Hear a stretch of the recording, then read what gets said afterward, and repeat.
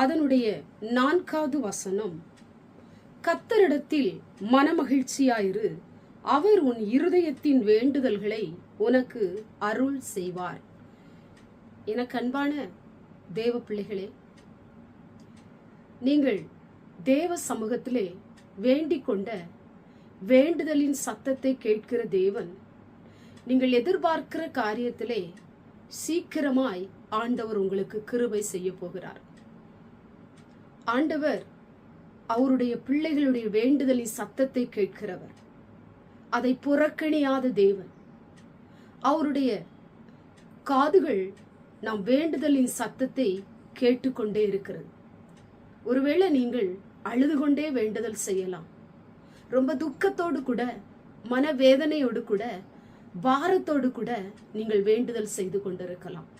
நீங்கள் எந்த காரியத்திற்காக அதிகமாய் தேவ சமூகத்திலே கண்ணீர் வடித்து வேண்டுதல் செய்து கொண்டிருக்கிறீர்களோ அந்த காரியத்துல தேவன் உங்களுக்கு நீங்கள் எதிர்பார்த்து கொண்டிருக்கிற பதிலை ஆண்டவர் தரப்போகிறார். சீக்கிரமாய் உங்களுடைய வேண்டுதலின் சத்தத்திற்கு ஆண்டவர் பதில் கொடுக்க போகிறார். ஆண்டவர் அவர்களை புறக்கணியாத தேவன். எந்தெந்த காரியத்தை நினைத்து நீங்கள் வேண்டுதல் செய்து கொண்டிருக்கிறீர்களோ, உள்ளம் உருகி, உள்ளம் உடைந்து, மிகுந்த வேதனையோடு கூட, ஆண்டவரே இந்த காரியம் எனக்கு நடக்க வேண்டும், இந்த காரியம் எனக்கு கைகூடி வர வேண்டும், இந்த காரியத்துல எனக்கு ஒரு அற்புதம் நடக்க வேண்டும், இந்த காரியத்துல எனக்கு ஒரு பதில் கிடைக்க வேண்டும், இந்த பிரச்சனைகள் மாற வேண்டும், ஆண்டவரே எனக்கு ஒரு சமாதானம் வேணும், எனக்கு ஒரு மன நிம்மதி வேணும், அப்படின்லாம் சொல்லி நீங்கள் வேண்டுதல் செய்து கொண்டிருக்கலாம்.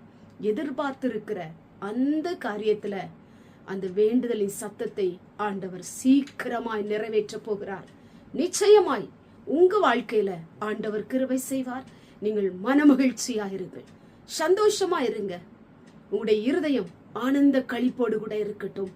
நிச்சயமாய் உங்களுடைய வேண்டுதலுக்கு அவர் பதில் கொடுப்பார். கண்களை மூடி ஜெபம் பண்ணுவோம். எங்கள் பரிசுத்தமுள்ள நல்ல பிதாவே, கேட்டதான வசனத்தின் மூலமாய் உங்களுடைய பிள்ளைகள் ஆண்டவரை எதிர்பார்க்கிற காரியத்துல என் வேண்டுதல் நிறைவேறாதா, எனக்கு ஒரு அற்புதம் நடக்காதா, கர்த்தர் எனக்கு கிருபை செய்ய மாட்டாரா என்று சொல்லி எதிர்பார்த்து கொண்டிருக்கிற காரியத்துல இப்படி வேண்டுதலின் சத்தத்தை சீக்கிரமா இவர்களுக்கு நிறைவேற்றி கொடுக்க போவதற்காய் ஸ்தோத்திரம்.